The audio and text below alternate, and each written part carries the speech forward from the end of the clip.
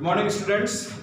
बेटा अब ये जो टॉपिक हम डिस्कस करने जा रहे हैं जिसमें लिखा हेडिंग दिख रहा है आपको, आइंस्टाइन फोटो इलेक्ट्रिक इक्वेशंस। ये बेसिकली है क्या बेटा? फोटो इलेक्ट्रिक इफेक्ट और जो प्लैंक्स क्वांटम थ्योरी है ये उसका मर्जिंग है, ठीक है ना। तो आइंस्टाइन, अकॉर्डिंग टू आइंस्टाइन का ये कहना था कि भी जब भी कोई लाइट रेज मेटल सरफेस पर स्ट्राइक होती है, मतलब इंसिडेंट होती है, ठीक है, और यदि उसकी फ्रीक्वेंसी जितनी रिक्वायरमेंट है इलेक्ट्रॉन को इजेक्ट करने के लिए, जिसका नाम हमने क्या दिया था, थ्रेशोल्ड फ्रीक्वेंसी न्यू नॉट, अगर उतनी है, ठीक है ना, या उससे ज़्यादा है, तो इलेक्ट्रॉन्स वहाँ से इजेक्ट होंगे और इजेक्ट होने के बाद में, ठीक है, वो इलेक्ट्रॉन्स ट्रैवल करेंगे अपोजिटली चार्ज इलेक्ट्रोड की तरफ, ठीक है ना। ये आइंस्टाइन का मानना ये था कि भी जो भी आने वाली लाइट की जो एनर्जी है वो दो पार्ट में डिवाइड होती है।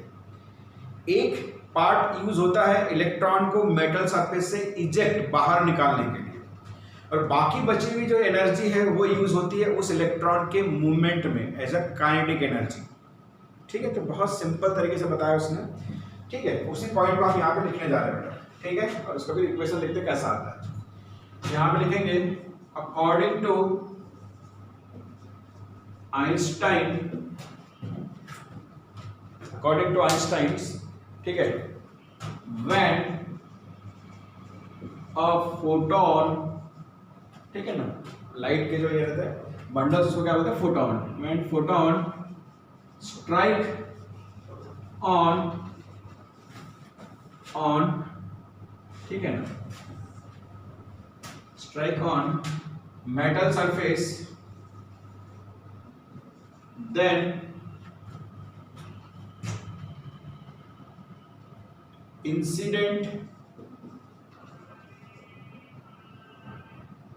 then electrons are ejected, ठीक है। When photon strikes on metal surface, then electrons are ejected, ठीक है, from energy of incident light,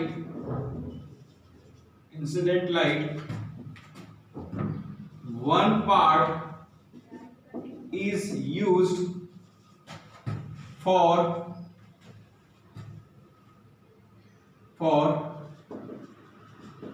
ejection of electron. एक पार्ट कहां पे यूज हो रहा है, इलेक्ट्रॉन को इजेक्ट करने में, एंड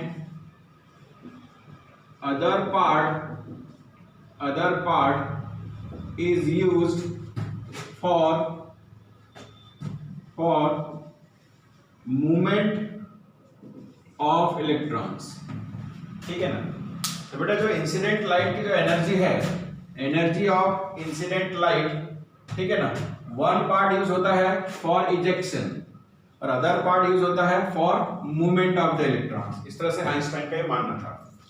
इसका मतलब हम उसको ऐसा लिख सकते हैं, एनर्जी ऑफ इंसिडेंट लाइट, आने वाली लाइट की एनर्जी, ठीक है ना, दो पार्ट में।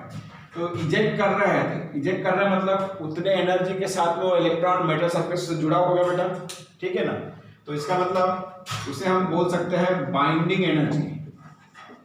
तो बाइंडिंग एनर्जी प्लस, ठीक है ना, मूवमेंट करने के लिए जो एनर्जी लगती है उसको क्या बोलते हैं, काइनेटिक एनर्जी, ठीक है ना। Binding energy plus kinetic energy, ठीक है। अब बेटा ये एनर्जी ऑफ इंसिडेंट लाइट को हम कैसे रिप्रेजेंट करते हैं, EH न्यू, बराबर। अब बाइंडिंग एनर्जी को हम x लेते हैं, बराबर, और काइनेटिक एनर्जी का फार्मूला है हाफ mv², m मतलब मास ऑफ द इलेक्ट्रॉन, ठीक है ना, mv², ठीक है। If threshold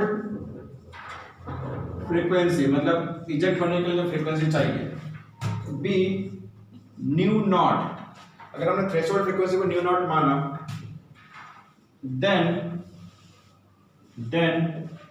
then x equal to h nu naught, मतलब बाइंडिंग एनर्जी की जगह पर हम h न्यू नॉट रख सकते हैं। इसका मतलब therefore h nu equal to h nu naught plus half mv square, बराबर, ठीक है।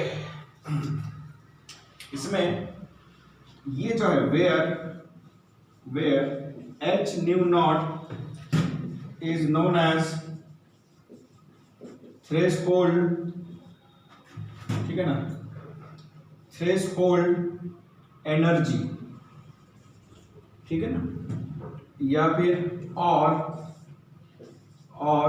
वर्क फंक्शंस, तो ये दो टर्म्स यहां पे इस्तेमाल कर रहा हूं मैं, ठीक है ना, वर्क फंक्शंस, थ्रेशोल्ड एनर्जी, ठीक है ना, तो इसका ये रहेगा W नॉट, ठीक है ना, थ्रेशोल्ड एनर्जी या फिर W नॉट, ठीक है।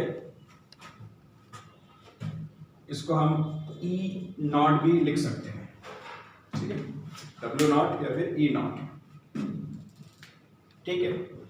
तो इस तरह से अब इसमें थोड़ा सा उसको मॉडिफाई करेंगे, तो इसमें आ जाएगा बेटा 1/2 mv square equal to h nu minus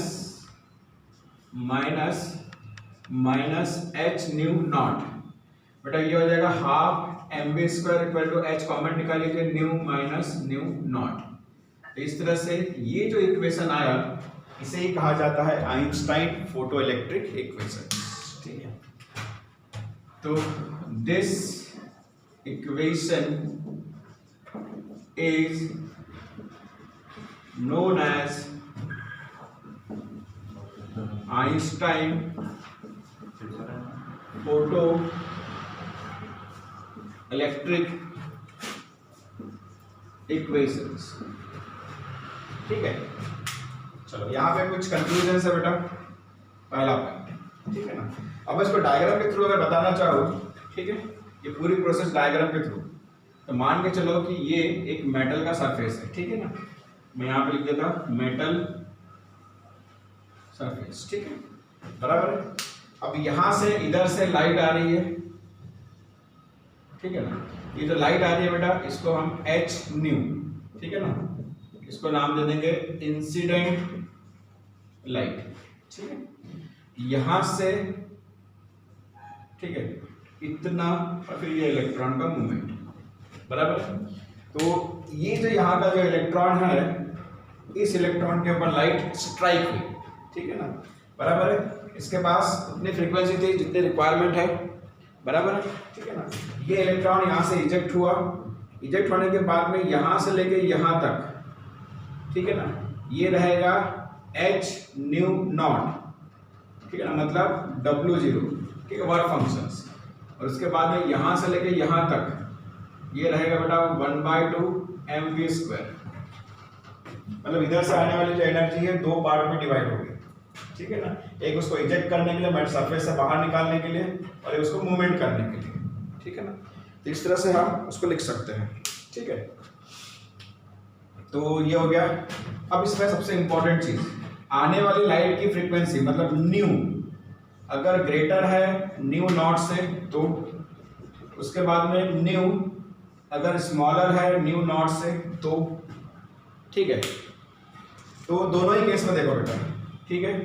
पहला वाला केस, आने वाली लाइट की फ्रीक्वेंसी अगर थ्रेशोल्ड फ्रीक्वेंसी से कम है, आने वाली लाइट कम नहीं, यहाँ पे ज्यादा लिखा हुआ है, ठीक है ना, तो ये थ्रेशोल्ड फ्रीक्वेंसी है और ये आने वाली लाइट की फ्रीक्वेंसी है। तो ये फ्रीक्वेंसी अगर ज्यादा है, यहां पे लिखेंगे electrons are ejected and travels with kinetic energy, ठीक है ना, और अपनी काइनेटिक एनर्जी के थ्रू ट्रेवल्स करेंगे, बराबर है। अब यहाँ पे क्या बेटा, थ्रेशोल्ड फ्रीक्वेंसी ज्यादा है, आने वाली लाइट की फ्रीक्वेंसी कम है, तो इस केस में no electrons are ejected, electrons eject ही नहीं होंगे, ठीक है ना। यहाँ पे लिख दिया मैंने नो इलेक्ट्रॉन्स, ठीक है ना, और यहाँ पे इलेक्ट्रॉन्स इजेक्ट होते हैं। इलेक्ट्रॉन्स इजेक्ट कब होंगे बेटा, जब थ्रेशोल्ड फ्रीक्वेंसी से आने वाली लाइट की फ्रीक्वेंसी ज्यादा हो, या उसके इक्वल हो, ठीक है ना। और अगर कम हो गई आने वाली लाइट की फ्रीक्वेंसी तो नो इलेक्ट्रॉन्स आर रिजेक्टेड, ये ध्यान रखिएगा, ठीक है। और सबसे लास्ट पॉइंट, ठीक है ना, मान के चलो कि आने वाली लाइट की जो इंटेंसिटी है, इंटेंसिटी ऑफ इंसिडेंट लाइट,